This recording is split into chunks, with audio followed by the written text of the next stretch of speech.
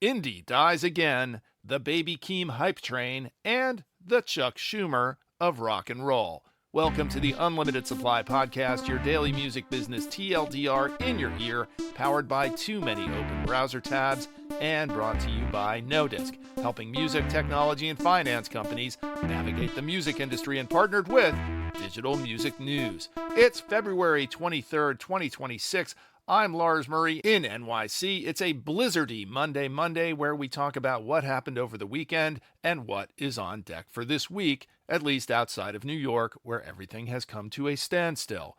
Over the weekend, well, once again, independent music died, and once again, it will rise again.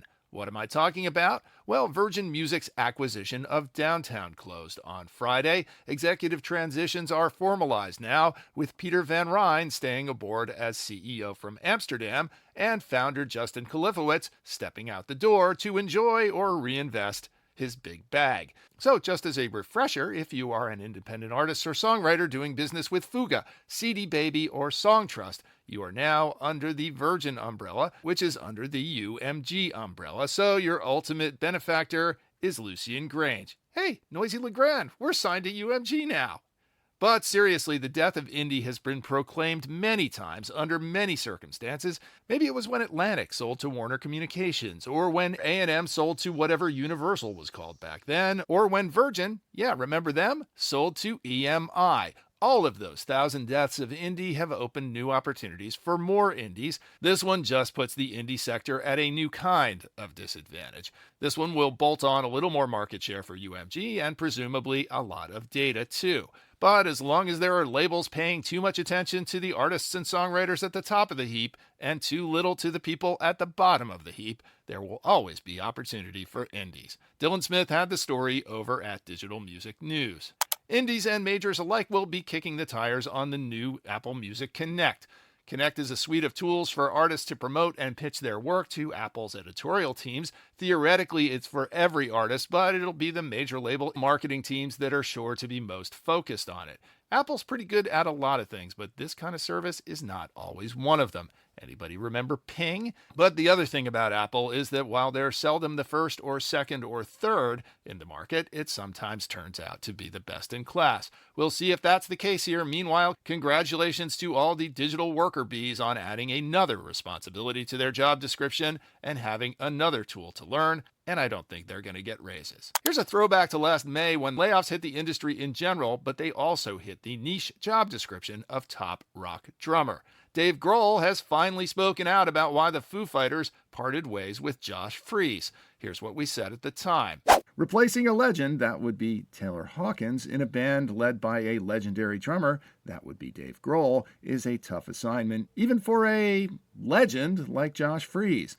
In explaining the firing, did Dave summon his inner firebrand, his punk rock directness, his deepest misgivings? Well, here's what Dave said last week. That was such a blast. Thank you so much, but we're going to move on and find another drummer.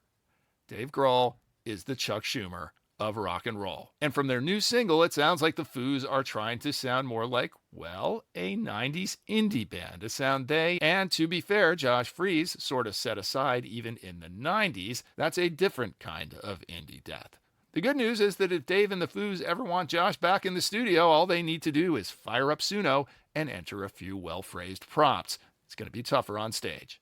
Speaking of things that have morphed beyond all recognition, it's not just 90s indie rock bands. I give you Taco Bell. Everybody's favorite Mexican-adjacent, or maybe at this point Mexican-inspired, stoner catering operation has announced a collabo with Myke Towers. Taco Bell's always been pretty music-forward and, in my opinion, pretty adept at tapping into the industry for marketing. I still remember my first Doritos Locos Taco at South by Southwest. Thank you, Jon Landman, Graham Rothenberg, and the Syndicate. Depending on your point of view, this Taco Bell Myke Towers deal is another glorious or outrageous blurring of Latin culture with a Puerto Rican star promoting Mexican-adjacent or inspired fast food to other Hispano-hablante markets. Yes, that's Spanish speaking, going all the way back to the mothership Spain. Que mezcla! Sorry, gotta use that Duolingo sometime. According to Ashley King over at Digital Music News, Myke Towers comes by this honestly. Apparently Taco Bell fed him in a pinch back when it was cheap. and that's good. It takes a true fan to push a sign of the apocalypse like the Chicken Bacon Ranch Street Chalupas. Nothing will make me try that, but hey, I'm not the target market. Myke Towers should probably, though, send a fruit basket to Bad Bunny for blowing up brand Puerto Rico. And please, Taco Bell, keep pouring money into music.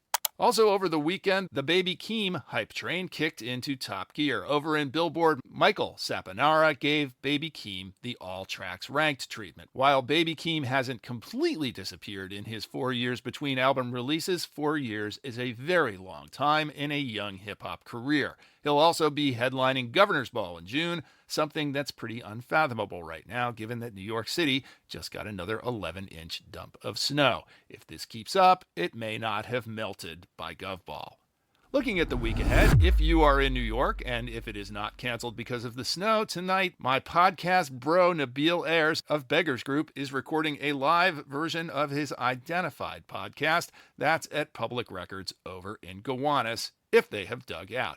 Also, for you podcast heads, On Air Fest may or may not be happening in Brooklyn today. In less weather-challenged cities, the NoisePop Festival is happening in San Francisco right now. NoisePop, of course, is the brainchild of Unlimited Supply axe grinder Jordan Kurland and old friend Kevin Arnold. It's happening all week, and if you can't make it, there's a designated radio show on old friend Alan Sartrirana's Flood FM, hosted by Aaron Axelson. There's a link in the show notes. On the earnings front, there's just one this week. Ryman Hospitality Properties, the company formerly known as Gaylord, has its Q4 earnings call tomorrow. And Saturday night, it's the Brit Awards over in the UK.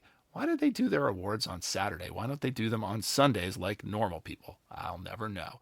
This week's birthdays, well, happy birthdays to the following. A couple of former lead singers, lead singer turned respectable businessman Tim Quirk, lead singer turned respectable academic Dave Herlihy, my Depeche Mode buddy Suzann Brantner, my former boss and Truth to Power speaker Glenn Frese, my former colleague and Truth to Power speaker Leanne Callahan, promo ace and marketing Swiss Army knife Mike Newman, and digital marketing OGs Dick Huey of Toolshed and Jay Scavo of Position Music. Happy birthday, everybody. Support for Unlimited Supply is provided by Qobuz. Have you been thinking about switching your music streaming service lately from one of the big tech behemoths?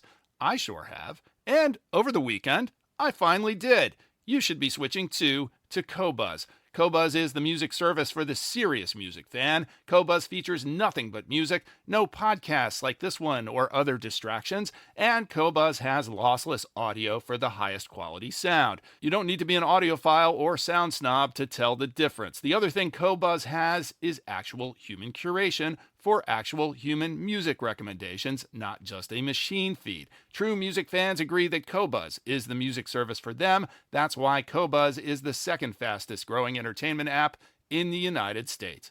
If, like me, you are feeling it's time for a switch, visit Qobuz, that's QOBUZ.com/supply now to sign up for a free trial.